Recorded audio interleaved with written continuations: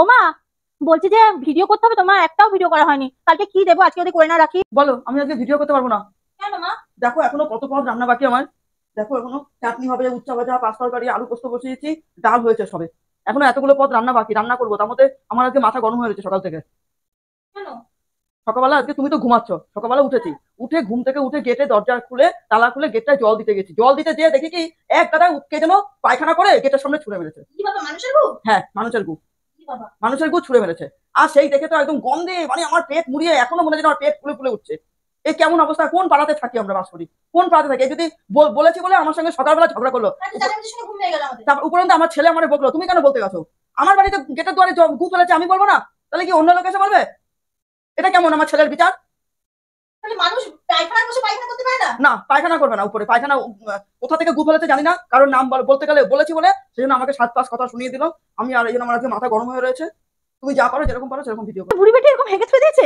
বাচ্চা মানুষের তো গু, আমি তো কিছুক্ষণ আগে পরে দেখলাম, ওটা তো বাচ্চা মানুষের গু না। ঠিক আছে, তা আমারও তো মাথা গরম। আমারও তো মেয়ের সংস্কৃত পরীক্ষা, ছেলের পরীক্ষা, জানো? মেয়ের সংস্কৃত পরীক্ষা টিচার আসেনি।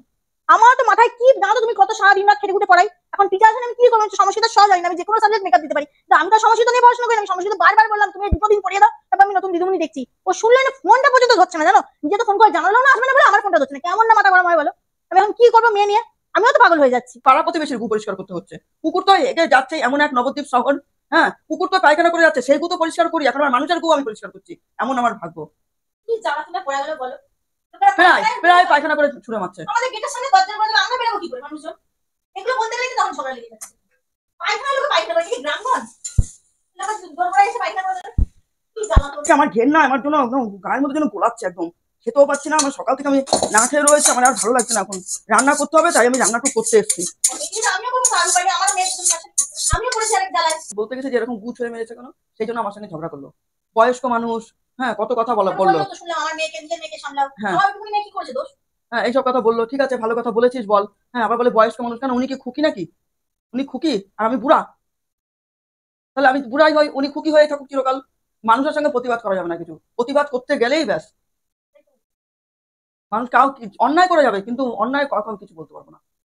অন্যায় কথা কোনো কাউকে কিছু আমি ওই যে ও রোজ পায়খানা ফেলবে আর আমি যদি রোজ গুদ হয়ে যাই, তাহলে কোনো কথা নাই। বাচ্চা মানুষ তো না, 17-18 বছরের মেয়ে পায়খানা করছে। পায়খানা তাহলে এরকম করবে, আর ঠিক করবে যে আমাদের গেটের দুয়ারে যত কাগজ প্লাস্টিক সব ফেলবে। পার্টি অফিসের লোক এসে আমাকে বলবে তোমাদের গেটের দুয়ারে এত নোংরা হয় কেন? আমরা তো কেউ ফেলছি না, তাহলে কে ফেলছে নোংরাগুলো? সেই কথা যদি আমি বলতে যাই, তাহলেই বলবে যে ওই বাড়ির মনসা বাড়ির বুড়ি, মনসা বাড়ির বুড়ি, তখন বুড়ি এইসব কথা বলবে।